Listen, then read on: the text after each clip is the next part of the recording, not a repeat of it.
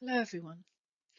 I've been a pond ecologist for Freshwater Habitats Trust for the last 35 years, but I started out as a geologist. And one of the joys of my career has been quite often seeing links between ecology and geology. And looking at ponds in the past, I think, can be really useful, not only to inform their management, but also to help us promote the importance of ponds to other people. And so today I'm going to be looking at three links between pond geology and ecology. Ponds as ancient natural habitats, the origin of animal grazing and poaching around ponds, and the very long relationship between ponds and trees.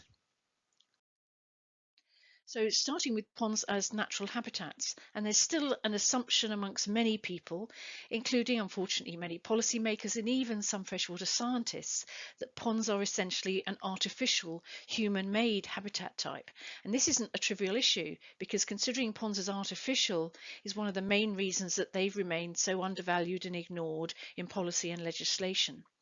Of course, it's very easy to see why this has happened because the ponds around most of us are human made. We do make lots of ponds, but the point is that what we make is still a natural habitat type. And the geological record very neatly proves this for us. So if you look at the geological column here, this is where the Earth began to form around 4.5 billion years ago. This is the end of the Precambrian, where life really began to diversify in the oceans. And then right back down here at 3.48 billion years is where you first see evidence of life on Earth.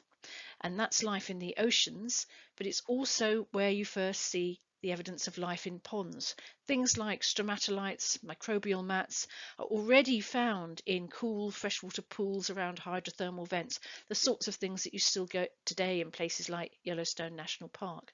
So life in ponds is undoubtedly incredibly ancient. And then as you go up through the geological column, the top bit up here is expanded through here, then there's continued and very common evidence of pond habitats. And so by the time you get to the very first land plants, the mosses and lichens developing through the Silurian into the Devonian, then you can already see pond species that are extraordinarily similar to today. So pools with stoneworts, tadpole shrimps interacting with fairy shrimps, just as they do in many modern ponds. This is such a long time ago. It's another 350 million years before you get to the development of angiosperms, the grasses, most of our macrophytes. They didn't evolve until the very top of the Cretaceous.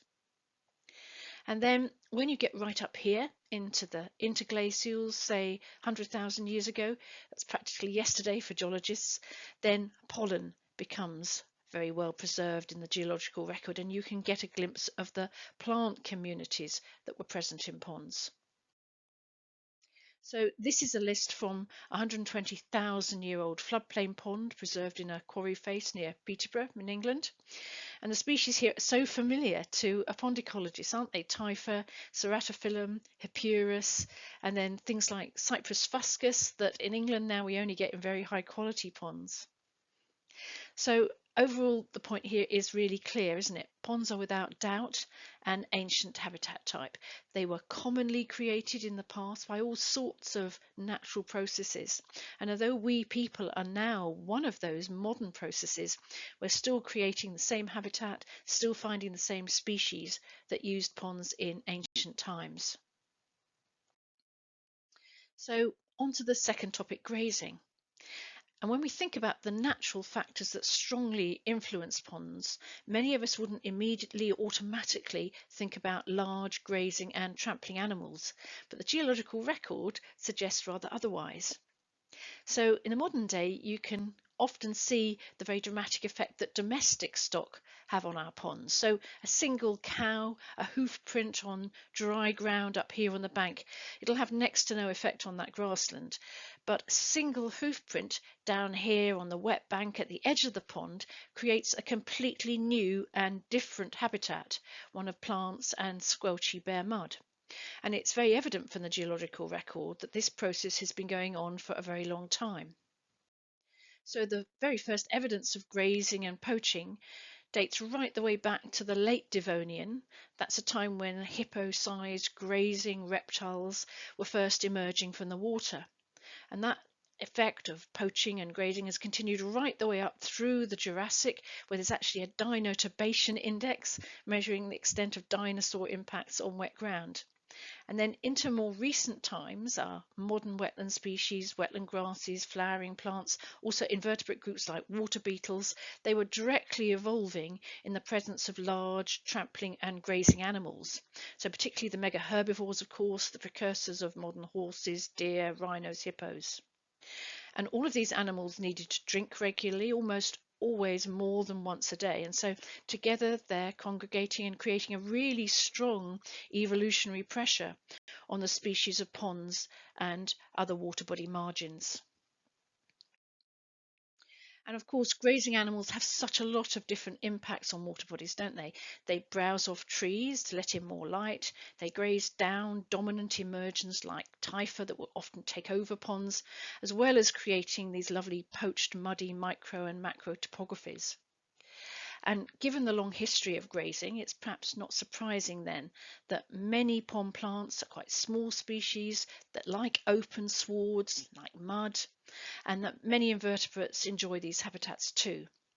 In fact, freshwater habitats data shows that grazed ponds are often particularly rich ponds and also often more likely to support rare species than their ungrazed counterparts. So really this is making the point that grazing is a very ancient and natural pressure on ponds and should perhaps be more widely considered when we think about the ways to manage ponds in modern day environments. So finally, trees and shade then, and people often worry about having trees around ponds, but trees have also been associated with ponds and other water bodies for huge lengths of time.